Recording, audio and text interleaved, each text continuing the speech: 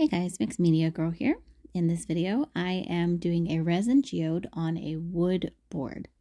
So this is an 11 by 14 inch cradled wood board from Michaels, and I did kind of prime it with just some white acrylic paint, which I let fully dry before I started my project.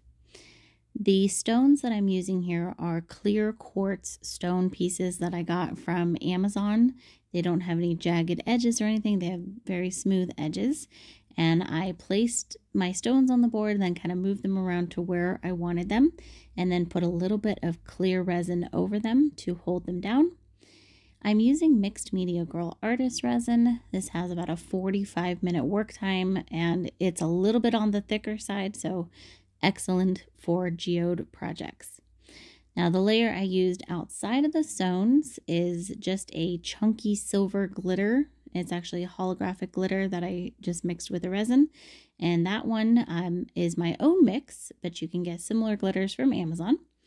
Outside of that, I used a little bit of a deep brownish red glitter mixed with some copper mica powder. And on each layer, I put my resin down and then I kind of use a stick or my fingers to spread them out to where I want. Resin is self-leveling, but if you pour the next layer before you spread it out or let it level out, you'll just have a bunch of really, really thick layers of resin. And this way also you can control the design a little bit more.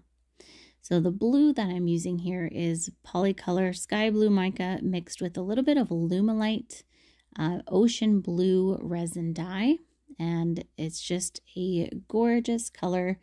I have two different blues here, but they're actually just the same colors. Just one of them has more dye in it than the other, so it's a little bit of a darker blue. And the key thing with geodes is to try not to make anything too much of a pattern. So try to have kind of irregular lines. They don't have to be perfect. They don't have to be perfectly straight. And I like to have them be different thicknesses. And also try to avoid doing a very specific pattern of colors. Like you don't necessarily want to go blue, silver, brown, blue, silver, brown. You know, switch it up and add some variety. Try to make it look as natural as possible. Even on this one, I honestly made my lines a little too perfect and it was a little too circular, so I could have gone a little wilder with it, but I still really, really love how this looks. Now to do this entire project, I mixed up about 8 ounces of resin. For a board this size, if you were to just clear coat it, you would really only need maybe about 4 ounces or so. But when you're doing it as an art piece, you want to have some extra so that you don't have to move it all around and spread it as much. And you can kind of just put it where you want it to go and let it do its thing, basically. And then as I was going here, I decided to add some extra stones in. And this wasn't pre-planned. It just felt like it should go there. You can do as many layers on these resin geodes as you'd like. So here you can see by my putting the stones here, it's going to kind of soak up that blue color, which is fine. That's what I wanted here. But if you didn't want to do that, then I would just put some into the next layer after this one dries, and that way it'll just retain its normal color. But I like to put all my color layer, my initial color layer down typically, and then I'll go in and kind of add some embellishments where I think is needed, whether that be more stones or maybe adding some additional lines. I typically like to embellish with white and sometimes like a gold or something like that. I already had the copper in here, so I used that instead of a gold. But here you can see I'm using some Lumelite white resin dye as an embellishment, and I'm just dragging it through with my stick to make some thinner lines. Any place that I think needs maybe a little more contrast, a little more something.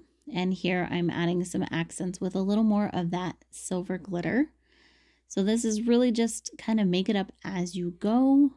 There's no rules to it. You just add what you think looks good.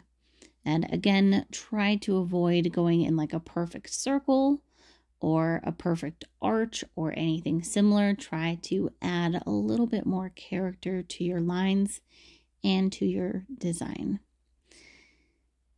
And you can even go back through, I think, with honestly any of your colors and add any additional embellishments, whether it be with blue or anything like that. After I was done, I decided to move my stones around a little bit. And that's another great thing about this 45-minute work time is you can move things around as you please. You can change your mind and add more or take off things even if you wanted to. So I added a few more stones here, and then I decided this other corner needed some as well, trying to kind of keep it along the same vein, not just willy-nilly, and going in a bit of a line along my stripes there. So that's about it for this layer. You can do the sides right now if you want, or you can always just paint them later, a solid color. It's totally up to you. And then I let the first layer cure, and then it's time for a second layer. The second layer can be done within 24 hours or even less depending on the temperature where you are, but you just want to wait for that resin to fully set. And you can see it definitely looks a little bit different here. Some things got spread out, some things moved around, that's okay. So I wanted to add some more accents, and I did accents with pretty much all of my colors. So I mixed up a little more blue, a little more of the brown, and definitely some more white. And I did accents with all of those to kind of sharpen up some of my original lines. And these lines will stay where you put them a little bit better because they're not surrounded by wet resin. So that kind of makes it easier.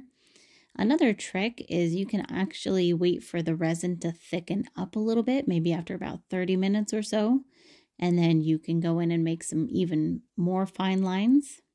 And another thing you can do is use markers. If you want, you could use just paint markers to add these embellishments.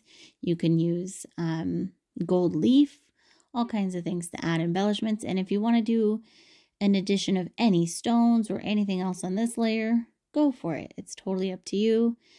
The great thing about resin is you can work it and work it until you get lots of depth. So I was very happy with that layer. I did let that cure and then put just a clear coat of resin over the entire piece to kind of seal it all together. And here's the final result. I think this is drop dead gorgeous. It was super fun to make. And I really hope that you guys enjoyed this video. Let me know what you think down in the comments. I'll see you next time.